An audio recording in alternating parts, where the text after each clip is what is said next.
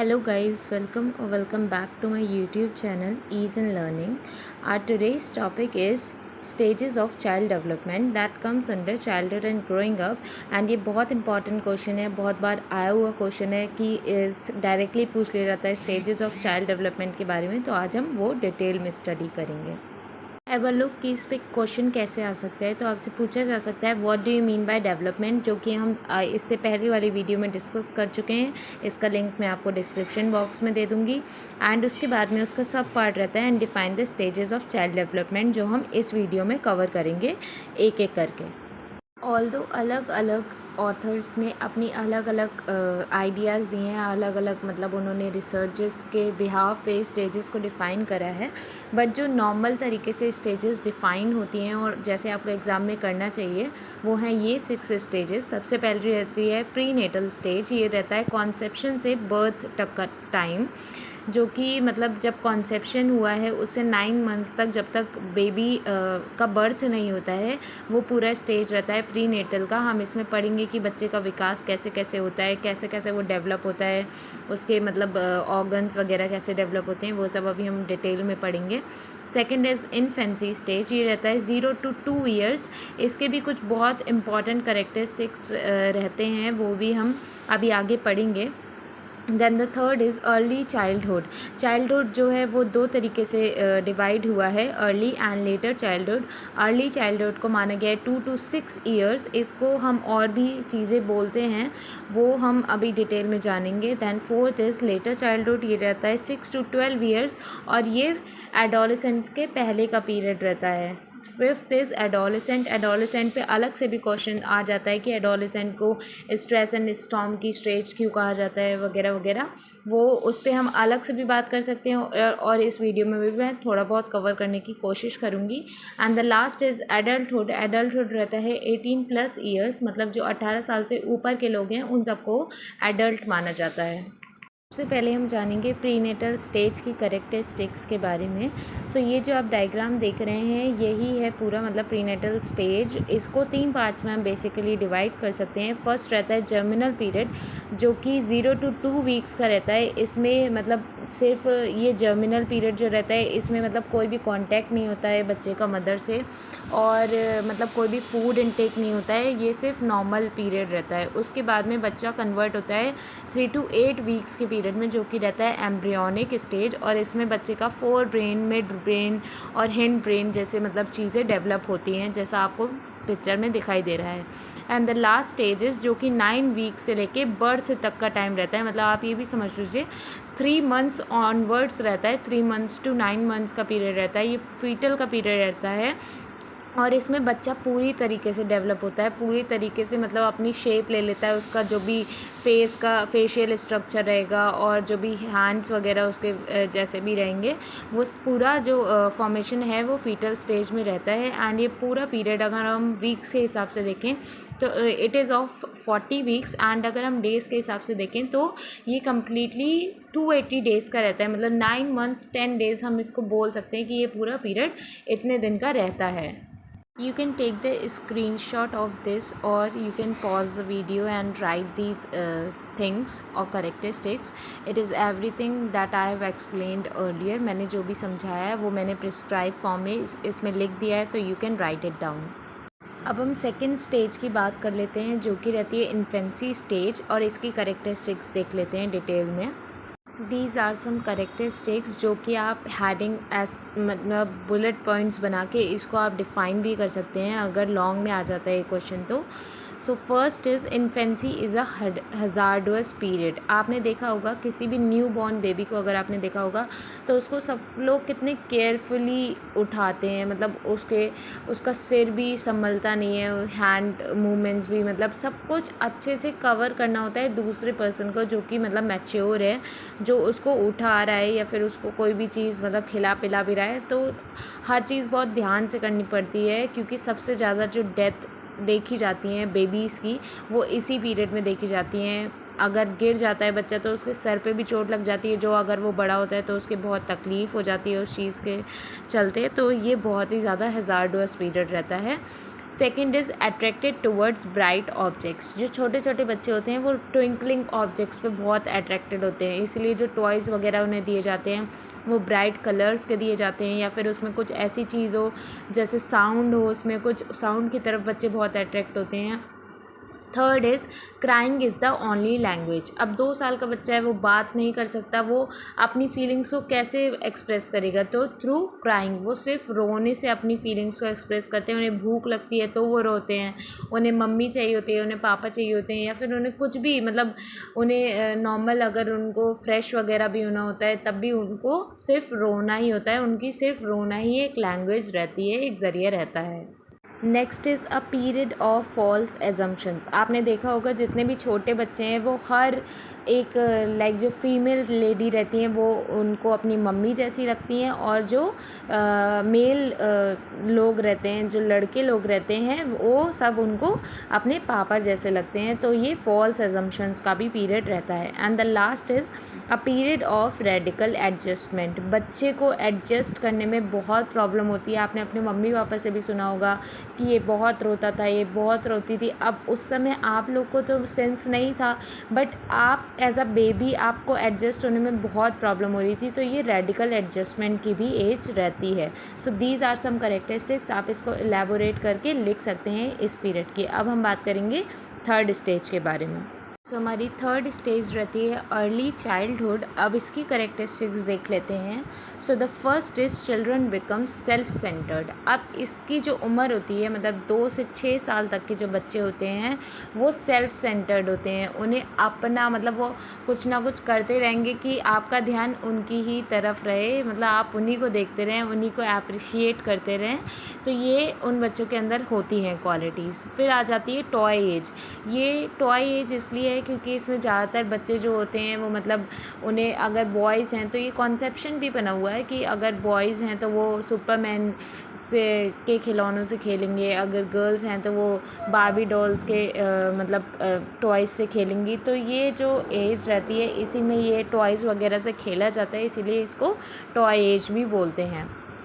Third is preschool age. अब इसमें जो 6 साल का बच्चा है वो अगर स्कूल जाता भी है तो वो किंडरगार्टन में जाता है, मतलब नॉट, उनकी प्रॉपर स्टडी जो है वो स्टार्ट नहीं होती है, तो इसको प्री स्कूल एज भी बोला जाता है। और प्री गैंग एज भी बोला जाता है, क्योंकि इतने छोटे बच्चे गैंग नहीं बनाते हैं, मतलब फ्रेंडशिप हो जाती है थोड़ी बहुत, लेकिन एज सच जो लेटर चाइल्डहुड में गैंग एज उसको बोला जाता है, गैंग बन जाती है उसमें, वो प्री इसमें अर्ली चाइल्डहुड में नहीं रहती है। फिर इसका फोर्थ करेक्टरिस्टिक रहता है फास्टेस्ट डेवलपमेंटल स्टेज। इसमें बच्चे का सबसे ज़्यादा डेवलपमेंटल, मतलब डेवलपमेंट होता है और सबसे ज़्यादा तेज़ी से होता है। एंड लास्ट करेक्टरिस्टिक है इसका चाइल्ड बिकम्स फिज़िकली इंडिपेंडेंट। जो बच्चा इन्फेंसी के स्टेज में पूरी तरीके से अपने माँ बाप के ऊपर निर्भर था, मतलब पेरेंट्स के ऊपर निर्भर था या टीचर्स के ऊपर निर्भर था, वो अब फिज़िकली इंडिपेंडेंट हो जाता है, मतलब अपना काम खुद से थोड़ा बहुत कर लेता है, पेंसिल पकड़ना सीख जाता है, लिखना सीख जाता है, टॉयज़ के साथ खेलना सीख जाता है, मैनेज करना सीख जाता है, और मतलब जो अपने बेसिक डेली रूटीन्स हैं वो भी खुद से करना सीख जाता है। तो ये फिज़िकली इंडिपेंडेंट बन जाता है इसमें child. Now let's talk about later childhood characteristics. So the first is it is a school age. ये एक स्कूल एज है क्योंकि इसमें जो बच्चा होता है वो स्कूल जाता है एंड टीचिंग लर्निंग प्रोसेस को फिज़िकली अटेंड करता है, तो ये स्कूल एज रहती है। सेकंड इज़ पियरसम एज या फिर गैंग एज। इसमें जो बच्चे होते हैं उनका अलग अलग ग्रुप बन जाता है, मतलब उनके फ्रेंड्स बन जाते हैं, उनकी जिससे लाइकिंग मिलती है या फिर जो भी सिमिलैरिटीज़ होती हैं उनके बेसिस पे उनका अलग अलग ग्रुप बन जाता है, गैंग बन जाता है, तो इसलिए इसको गैंग एज बोला जाता है। और ये सीटेट में भी डायरेक्टली क्वेश्चन पूछ लिया जाता है। Third is long lasting friendship are made. इसमें बहुत ही लंबी चलने वाली फ्रेंडशिप बनती है, मतलब आप खुद भी सोच सकते हैं कि आपने जो लेटर चाइल्डहुड में फ्रेंडशिप बनाई होंगी वो हो सकता है अभी भी आपके कहीं ना कहीं टच में हो। Next is fine motor development. अच्छा हाँ, मैं अर्ली चाइल्डहुड में ये बताना भूल गई कि उसमें ग्रॉस मोटर डेवलपमेंट होता है, मतलब जो बड़ी बड़ी मसल्स हैं उनका डेवलपमेंट होता है, और ये इसमें फाइन मोटर डेवलपमेंट होता है, मतलब जैसे जो फिंगर्स होती हैं या फिर जो छोटी छोटी मसल्स होती हैं उनका डेवलपमेंट होता है, मतलब ड्राइंग करना बच्चे सीखते हैं इसमें, अच्छी हैंडराइटिंग में लिखना सीखते हैं, तो ये डेवलपमेंट इसमें होता है। Next is cognitive skills develop. इसमें जो फिज़िकल ग्रोथ है वो थोड़ा सा मतलब रुक जाती है, धीमी पड़ जाती है as compare too early childhood, लेकिन कॉग्निटिव स्किल्स जो हैं, मतलब जो इमेजिनेशन की शक्ति है या फिर जो संज्ञान से रिलेटेड जो भी चीज़ें हैं उसमें डेवलपमेंट होता है बच्चे का। बच्चा रटता नहीं है, मतलब वो अब चीज़ों को समझ के करना स्टार्ट कर देता है। And the last is concrete operational. इसको जीन पियाजे ने बोला था। हम लोग जीन पियाजे या फिर जो और भी ऑथर्स वगैरह हैं उनकी थ्योरीज़ हम अलग से पढ़ेंगे, तो ये चीज़ मैं उसमें भी आपको एक्सप्लेन करूँगी। तो ये कॉन्क्रीट ऑपरेशनल भी बोली गई थी जीन पियाजे के द्वारा, क्योंकि इसमें जो बच्चे हैं वो कॉन्क्रीट चीज़ों को करके मतलब सीखते हैं। वो जो उनके जो चीज़ नहीं है प्रेजेंट, मतलब जो फिज़िकली नहीं दिख रही हैं, उनके बारे में भी वो सोचते हैं कि ये ऐसा क्यों, या फिर उनके दिमाग में कुछ भी क्वेश्चनिंग अगर चलती है तो वो मतलब पूछते हैं अपनी टीचर से, डिस्कस करते हैं। अब बात कर लेते हैं बहुत इम्पॉर्टेंट स्टेज की, जो कि है एडोलेसेंस। इसको WHO ने 10 to 19 ईयर्स तक की एज बताया है, तो ये आप अलग से भी नोट डाउन कर सकते हैं अपने नोट्स में। तो अब इसकी करेक्टरिस्टिक्स देख लेते हैं। First is a stage of stress and storm. Stanley hall ने इसको स्ट्रेस एंड स्टॉर्म की एज कहा है, मतलब तूफान की एज कहा है, क्योंकि इसमें जो चेंजेस होते हैं, मतलब जो बच्चा होता है वो इतना चिड़चिड़ाता है, उससे जो भी चीज़ बोलो वो उसका उल्टा समझता है और उसके ऊपर उसका उल्टा असर होता है। सो ये एकदम स्ट्रेस एंड स्टॉर्म की एज है। तूफ़ान एवं तनाव की अवस्था भी इससे बोला जाता है। Second is bridge between childhood and adulthood. ये एक तरीके से ब्रिज है, मतलब एक पुल है चाइल्डहुड और अडल्टहुड के बीच का, क्योंकि ये इन दोनों के बीच में लाई करता है। Third is biological changes occurs. इसमें प्यूबर्टी अटेन होती है, मतलब पॉस्चर्स में चेंज होता है, बॉडी लैंग्वेज में चेंज होता है, इवन जो हमारी जो पिच रहती है उसमें भी चेंज होता है। मतलब एक तरीके से पूरा बायोलॉजिकल चेंज जो देखा जाता है वो इसी पीरियड में देखा जाता है। Fourth is identity crisis. इसमें बहुत बड़ी आइडेंटिटी क्राइसिस होते हैं, क्योंकि जो पेरेंट्स होते हैं वो ही अगर मतलब बच्चा अगर कोई बड़ों जैसी बात बोल देता है तो उसको बोलते हैं कि नहीं तुम बच्चे हो, तुम अभी ये सब बातें मत करो। और अगर वहीं पे कुछ वो अगर बच्चे जैसा रिएक्ट कर देता है तो उसको पेरेंट्स समझाते हैं बेटा तुम बड़े हो चुके हो, so please don't do that. तो इसमें बहुत ज़्यादा आइडेंटिटी क्राइसिस में फंस जाता है वो जो भी बच्चा होता है। वो उसे लगता है कि मैं बच्चा हूँ या बड़ा हो गया हूँ, ये इसमें वो फंस जाता है। Next is transitional period. ये पूरा ट्रांजिशनल पीरियड होता है, क्योंकि इसमें जो बच्चा मतलब जो लेटर चाइल्डहुड में होता है वो पूरी तरीके से चेंज हो जाता है। इसमें जो जनरली देखा जाता है वो ये रहता है कि जो बच्चे होते हैं इस स्टेज के, वो अपने पेरेंट्स की बात नहीं सुनते हैं, उनके जो फ्रेंड सर्कल होते हैं वो उसमें ज़्यादा इन्वॉल्व रहते हैं। इसीलिए बोला जाता है कि अगर आपका फ्रेंड सर्कल गलत है तो आप गलत चीज़ों में पड़ जाएंगे, वहीं अगर आपका फ्रेंड सर्कल अच्छा है तो वो आपको मोटिवेट करेंगे कुछ अच्छा करने के लिए, और वो इसी स्टेज में सबसे ज़्यादा प्रभाव डालता है आपके ऊपर। Next is search for self. इसमें बच्चा जो है वो इंडिपेंडेंट होना चाहता है, उसको मतलब अपने सेल्फ की सर्च में रहता है वो, कि मैं कौन हूँ, मेरा मतलब बर्थ क्यों हुआ है और मुझे क्या करना चाहिए लाइफ में, मेरे क्या गोल्स रखने चाहिए, वो सब चीज़ बच्चा इसमें बहुत ज़्यादा मतलब खुद पे ध्यान देता है और अपने फ्यूचर के बारे में वरीड रहता है, मतलब चिंतित रहता है। And the last is stage of hero worshipping. इसमें जो बच्चा होता है उसका जो भी हीरो वर्शिप होता है, मतलब जो जिस भी तरीके से वो रहना चाहता है, अगर लाइक कोई अगर हम बॉय का एग्जांपल ले लें एंड उसको अक्षय कुमार पसंद है तो वो अक्षय कुमार की तरह रहना पसंद करेगा। बेसिकली जो भी जिससे भी इन्फ्लुएंस होता है वो उसकी तरीके से रहना, उसकी तरीके से कपड़े पहनना, उसकी तरीके से बात करना, सब चीज़ वो शुरू कर देता है। तो ये स्टेज है हीरो वर्शिपिंग की। इसकी और भी ज़्यादा करेक्टरिस्टिक्स हो सकती हैं, बट ये जो मैंने डिफ़ाइन करी है ये मेन करेक्टरिस्टिक्स हैं, और आप इनको बुलेट पॉइंट्स बना के इनको भी डिफ़ाइन कर सकते हैं। अब हम चलते हैं अपनी लास्ट स्टेज पे। एंड हमारी लास्ट स्टेज रहती है एडल्टहुड। इसकी जो करेक्टरिस्टिक्स हैं वो देख लेते हैं। अब ये रहता है 18+, तो इसमें जो एडल्ट का टैग लग जाता है वो अपने आप में ही जो फर्स्ट करेक्टरिस्टिक है उसको डिफ़ाइन कर देता है, मतलब पीपल अटेन्स मैच्योरिटी।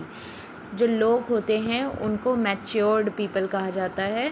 तो इसमें जो लोग होते हैं उनको वो मैच्योरिटी अटेन कर लेते हैं, first characteristic. Then second is solid decision making. आप किसी भी फैमिली के जो सबसे एडल्ट लोग हैं वो उनके डिसीजन मेकिंग को सबसे अच्छा, सबसे बेस्ट बोला जाता है। हाँ, कहीं कहीं मतलब गलत हो जाता है, बट उनके डिसीजन मेकिंग हमेशा सॉलिड रहते हैं। Third is social development. जो एडल्ट्स होते हैं वो बहुत ज़्यादा सोशली मतलब इंटरेक्टेड होते हैं पीपल से, और उनका सोशलाइजेशन का प्रोसेस जो है वो भी एडल्टहुड में भी चल रहा होता है। Next is independent. अब जो भी एडोलेसेंस में मतलब वो गोल ओरिएंटेड होते हैं, जो भी गोल सेट करते हैं वो एडल्टहुड में आके अचीव कर लेते हैं और वो इंडिपेंडेंट हो जाते हैं, सेटल्ड हो जाते हैं, मतलब मैरिज वगैरह हो जाती है, या फिर मैरिज नहीं भी करते हैं तो वो खुद अर्निंग करके सेटल हो जाते हैं। Next is more practical. जो एडल्ट्स होते हैं वो बहुत ज़्यादा प्रैक्टिकल मतलब सिचुएशन से डील करते हैं, क्योंकि वो एजम्पशंस नहीं क्रिएट करते, फॉल्स एजम्पशंस, जो कि चीज़ें नहीं हैं वो प्रैक्टिकलिटी में बिलीव करते हैं। And the last is use personal experience as a resource. अब वो एडल्ट हैं तो उनके पास इतना ज़्यादा एक्सपीरियंस हो जाता है हर स्टेज को पार करने के बाद में, कि वो अपना जो पर्सनल उनका एक्सपीरियंस है वो आगे की मतलब आगे की किसी भी चीज़ को डिफ़ाइन करने के लिए उसको एज अ रिसोर्स बनाते हैं। जो जैसे हमारी जो टीचर्स होती हैं वो भी अगर हमें कोई लेसन वगैरह एक्सप्लेन कर रही हैं तो वो अपनी लाइफ से भी कुछ ना कुछ एक्सपीरियंस उठा के वो हमें शेयर कर सकती हैं, जिससे हमारी बेटर अंडरस्टैंडिंग होती है। तो ये थी कुछ स्टेजेस हमारी डेवलपमेंट की। अब हम देख लेते हैं अलग अलग ऑथर्स ने कैसी कैसी स्टेजेस दी हैं और उनको हम उनकी थ्योरीज़ में पढ़ेंगे। According to Ross, he has divided the process of human development into only 4 stages. So Ross ने 4 stages में development को define करा है। First is infancy, जो कि 1 to 3 years उन्होंने बताया। अर्ली चाइल्डहुड को 3 to 6 years बताया, एंड लेटर चाइल्डहुड को 6 to 12 years बताया, और प्रीनेटल स्टेज को बताया। सो ये 4 स्टेजेस रॉस के अकॉर्डिंग है। Next is Erik Erikson. इनके अकॉर्डिंग 8 स्टेजेस हैं ह्यूमन डेवलपमेंट की। इसको हम इनकी थ्योरी में अलग से पढ़ेंगे, सारी स्टेजेस को एक एक करके डिफ़ाइन करके। एंड जीन प्याजे के according there are 4 stages of human development. इसको भी हम इनकी थ्योरी में अच्छे से पढ़ेंगे। So this was all about stages of human development. Thank you for watching my video, and अगर आपको मेरा कंटेंट पसंद आ रहा है so do not forget to like and subscribe and share it with your friends more and more.